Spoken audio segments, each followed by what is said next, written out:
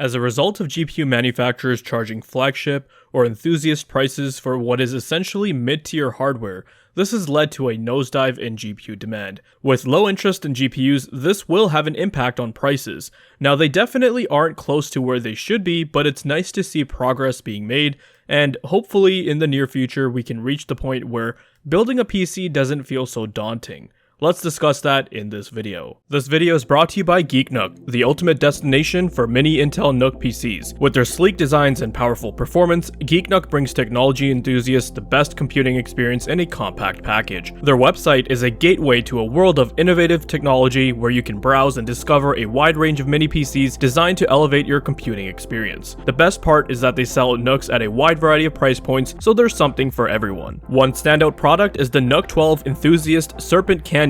Prepare to be amazed by its features, specs, and affordability. The compact beast starts at just $999 and comes equipped with a Core i7-12700H processor, along with Intel's Arc A770M graphics that has 16GB of onboard G6 memory, can be configured with up to 64GB of RAM, and up to 2TB of NVMe storage. If you're going to be using it as a workstation for content creation and gaming, the NUC 12 Serpent Canyon will handle those tasks with ease. The NUC 12 Enthusiast Serpent Canyon is available at a competitive price point on their website, making it more economical than places like Amazon. At GeekNook, they believe in offering top-notch technology and making it accessible to a wide range of users. But that's not all. GeekNook stands behind the quality of their products with a generous 3-year warranty. They're committed to providing reliable and durable devices that will stand a test of time. Additionally, they offer a hassle-free 30-day return and exchange policy, ensuring your satisfaction with every purchase. Experience the power and versatility of GeekNook's mini Intel NUC PCs today. Use my exclusive promo code to get an additional discount on your first purchase, and head on over to their site using the link in the video description.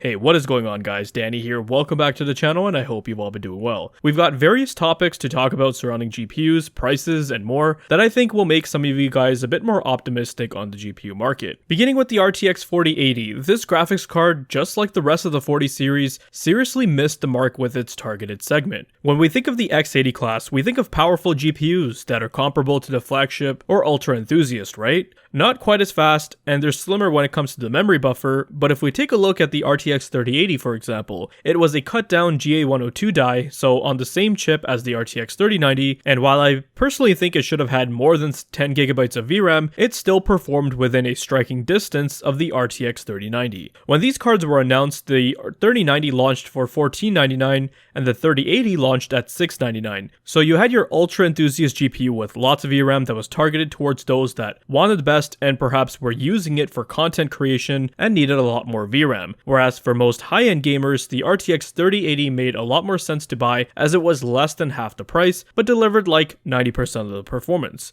Now, to be fair, the original 3090's price can be considered inflated to begin with, and it's also why the 4090 looked so good as well. However, even going back prior generations, high-end gamers always had this option that was within striking distance of the flagship enthusiast model, but didn't cost nearly as much. This all changed with the 40 series. If we're to take numbers from TechSpot's RTX 4080 review, we can see that the gap has grown now. The RTX 4090 was around 30% faster at 4K, which made it even more enticing, but what also ruined the 4090 was that it wasn't just slower compared to the flagship, but it was sold at that dramatically higher price compared to its predecessor, with an MSRP of $1,200. Everyone and their dog basically knew what Nvidia was doing, and that was to upsell as many buyers as possible into getting the RTX 4090, and you know that worked. Around the time these GPUs launched, the 4090 was pretty difficult to find, whereas the RTX 4080 didn't even sell out on launch, which says a lot for an Nvidia GPU.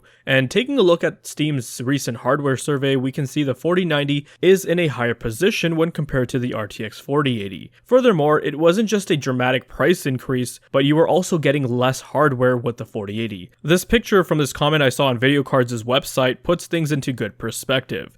Nvidia basically sold you a small mid-tier die for over $1,000. This isn't just simple inflation. They literally sold you a GPU that's worth about $600 at best for around $1,200, which is a pretty insane markup. Now, regardless, the 4080 did turn out to be a little over 50% faster than the RTX 3080, which is about in line with what you'd expect from a generational performance jump. Had the 4080 been launched at $799 or even $849, then I don't think you would have seen too many people complaining about it, and for the most part, reviews would have been positive. But it didn't, and that caused a drop in demand for this card because its main target audience were priced out. But speaking of pricing, since this card has been selling relatively poorly, this eventually led to retailers discounting the RTX 4080, and gradually we see it approaching the price it should have launched at. Just recently over on Newegg, a custom RTX 4080 from MSI was discounted to $1099, so that's $100 lower than MSRP, and they did also have a special promo code that further dropped the price to $999. So $200 off, making it an all-time low for this GPU. And you know what made me happy? Not that this GPU had dropped nearly 17% below MSRP, but the fact that on a popular PC parts sales subreddit, people didn't give a crap about this price drop, and in fact the majority had downvoted the thread. Even with the RTX 4080 dropping technically below $1,000, it's not enough to make it appealing to consumers. As I mentioned earlier, it has to drop down to $850 for it to even start making sense for most of its target audience. I've been reading the comments not just from my videos, but from various forums, and people aren't falling for Nvidia's marketing tactics anymore, which is great. So hopefully this sends a strong message to them, and who knows, we might get some official price drops in the near future, though that'll only happen if Nvidia still cares about the consumer gaming market, as they seem to be head over heels over the data center. Now, if you're someone who's in this segment and you're looking for RTX 4080 like performance, and you don't care about software features, upscaling, ray tracing, then it's worth mentioning you can pick up an RX 7900 XTX for around $900, and this GPU had at one point dropped down to $850. However, just like with the RTX 4080, it's another GPU that needs to be much cheaper than its MSRP, but progress guys, we're getting there. Since we're on the subject of price drops, I wanted to shift away from the high-end segment and talk about a couple of lower-end options. Recently, Nvidia's RTX 4060 had hit the market, and people were pissed off, as it was just an RTX 3060 with a DLSS 3 update, so hardly anyone went out to buy this card. As we just saw with the RTX 4080, when there's poor sales, then eventually what will happen is vendors will drop the price a little bit to try and move some inventory. The RTX 4060 is barely even a week old, and already a Spanish retailer has dropped it down by nearly 10% from MSRP. During Nvidia's previous generation, launches like this were unheard of. Typically, you'd have a select few models retail for MSRP and then they would sell out, and most models would be marked up much higher because there was actually demand for them. That's not the case anymore, and it's basically the opposite. Mindfactory, who are a well-known German retailer, were also recently seen dropping the price of the 4060 below MSRP, though theirs was not much, just a mere 6% drop. I'm glad to see that people are voting with their wallets here. This is the type of behavior customers should have exhibited a long time ago when Nvidia or AMD pulled garbage tactics in the past. Bit by bit, these guys were testing the waters to see what they could get away with, and I think we're finally at that breaking point. Alternatively, AMD's RX 7600 has been on sale where you can find it for around $15 less than MSRP on Newegg, and that's also another GPU that's way more than where it should be, and if Nvidia is having this much trouble selling their mainstream parts, then you can just imagine how bad it's going for AMD. Moving on, and I think it finally looks like we have a release date for Nvidia's RTX 4060 Ti 16GB. This was announced alongside the 8GB model, but we didn't have a date for it until now, and that date looks to be July the 18th, which is only about a week and a half away. Now, if you recall, Nvidia will be charging an extra $100 for this model, which, if you ask me, also comes in way overpriced.